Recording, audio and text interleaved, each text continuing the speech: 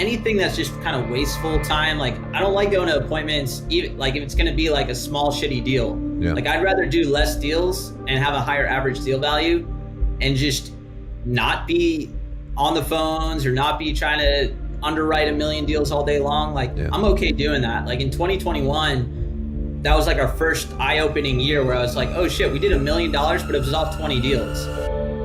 Have you ever done any like of the creative financing stuff, like sub twos or stuff like that? I have a podcast myself out in Arizona with a bunch of creative finance guys. Yeah. And I love talking about it. I love structuring deals like that. And I'm sure I will probably here soon at some point. I've recently, like, I would say I've added it to actually like my tool belt. Just like realtors should add wholesaling, as you know, and flipping and rentals to their tool belt. I'm at the point where I'm adding creative to the tool belt.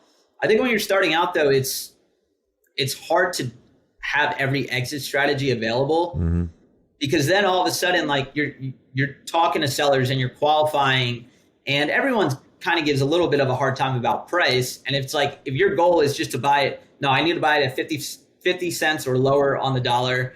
You get laser focused in on that and you become really good at doing that. But if all of a sudden, if like you could pitch creative and at a higher price and try to make kind of shitty deals work, essentially, I just think it kind of is like that shiny object syndrome, which is so real in real estate that you really have to avoid that. So I would say I definitely probably have passed up on some deals because I was like laser focused, but I think it was the right thing to do kind of in hindsight. I think I'm at the point now though, like if I do talk to a low equity lead and I know like cash isn't going to work and there is motivation and distress there, I'll consider, you know, whether doing terms, novations. Like we actually just JV'd a deal on a lead that we had. It didn't work for a cash offer, but it worked as a novation. So we just are doing like a 50-50 split with a guy that in Jersey that does novations. So I don't have to worry about all that complicated paperwork and like, I don't want to deal with all that, but I found someone that could give me that exit strategy. So I think that's a good move too sometimes. Can you explain novation? I'm sorry. Yeah. Just a novation essentially is a creative finance way of like, you would say, let's say the seller wanted like 220 and you think on the market it could sell for 270. This is this deal that we have. But for cash, we'd really need it at like 180. So it's not going to work as cash, but they are willing to sell at a discount. So you not a big enough discount. Right. Not a big enough discount. So essentially you contract with the seller that they're going to get their 220. And then I would hire a realtor to just list it. And the difference between 220 and what it ends up selling for after all my costs is what I would make. Yeah.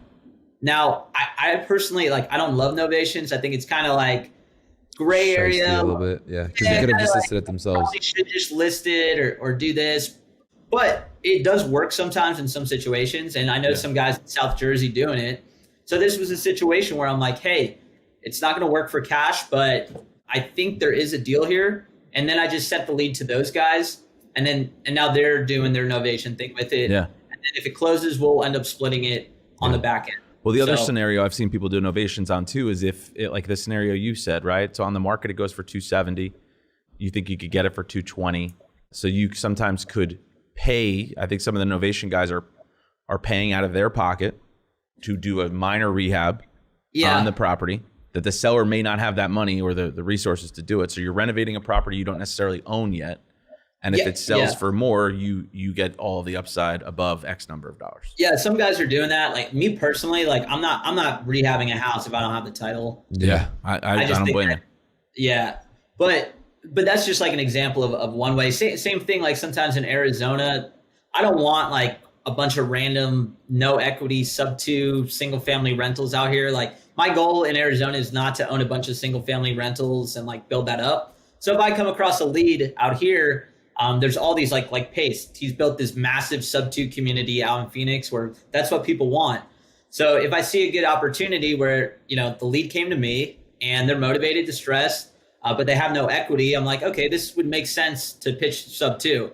So then I just have someone that I have a good relationship with that I just send that lead to.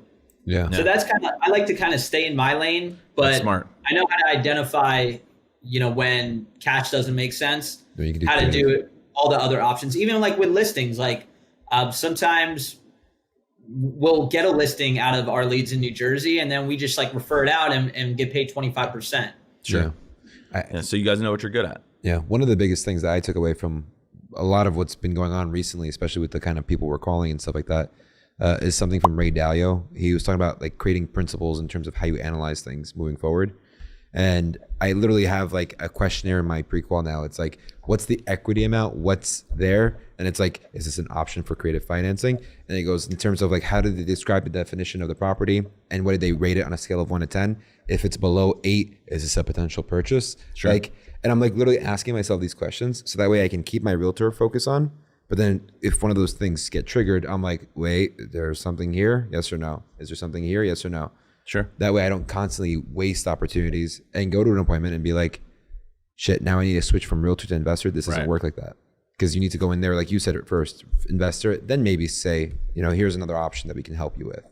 Yeah. And I think for me too, just like my personal life, like I like anything that's just kind of wasteful time. Like I don't like going to appointments, even like if it's going to be like a small shitty deal. Yeah. Like I'd rather do less deals and have a higher average deal value and just not be on the phones or not be trying to underwrite a million deals all day long. Like I'm okay doing that. Like in 2021, that was like our first eye-opening year where I was like, oh shit, we did $1 million, but it was off 20 deals.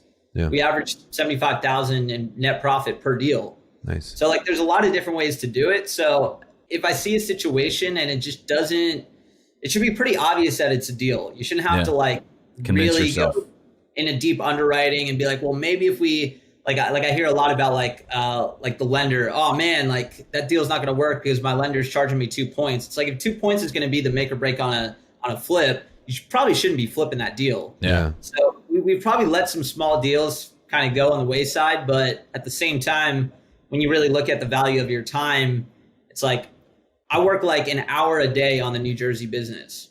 Wow. Like that's it. Wow. I prefer to do that than to try to make 20% more working 4 times the amount of work, I guess. Talk to us in closing. One thing that we didn't touch upon too much was some of the marketing efforts that you're putting out there. I know you talked about postcards. You did some stuff on SEO. Like you said, your website's very high ranking. Any other initiatives that you guys are putting money into and that have been serving you well? So throughout the years, we've done all the marketing. So I break it down like this. You have data marketing. So, pull big lists of data, skip trace it. Now you have all these phone numbers. You can do 3 things with those. You could text them, cold call them, or send ringless voicemails. All the data marketing since like 2019 has gotten way more restricted and harder to do, just with regulations and different things like that. And data marketing is a lot of work. Like you have to be like, okay, am I pulling good list of data? And then am I getting good skip tracing data? And then are my cold callers, are they on good scripts? And then like, are my text messages having a high send rate? So it's like, it's just complicated and a lot to manage, but it is cheap to generate a lot of leads. So if you're new starting out, data marketing, it's good. In New Jersey, we ran radio ads. We ran radio ads on 101.5, like the biggest radio station in New Jersey for old people. We did that for a whole summer. Yeah. It didn't work out too good, so we cut that. That was pretty expensive. So now we pretty much just focus on inbound marketing because, like I said, it's just me and my partner. I'm answering all the phone calls. Like we have very low overhead. We probably spend $4,000 a month total between like all of our systems, marketing. Nice. So we're just kind of like a lean machine with some good highly qualified inbound leads. We've tried bandit signs. They seem to work better in Arizona, New Jersey. I don't know. I think it's New Jersey people, man. They see those signs, they just rip them down, and Exactly. And the cities those can be are the telephone pole signs. Yeah, like the telephone pole signs. So we've tried that. So we've tried it all. I think all marketing works, but like you should pick something and stick with it for a while and get really good at it. But it all works. We've literally gotten deals probably every single type of marketing channel. At this point, though, we really just focus on the most qualified, motivated seller leads, which in my opinion, ranking it number 1 is SEO. Number 2 is mail. Number 3 is PPC. And then, I mean, if you're running like TV or radio ads, like those are great leads too, because you also have that credibility of like, oh, the radio guy, like the TV guy, like he's trustworthy. So yeah, if you could do like that, but like I said, a TV ad is going to be probably your most expensive cost per lead. So I don't mind kind of paying more per lead for more qualified lead, if that makes sense. It does. It's spending your time there.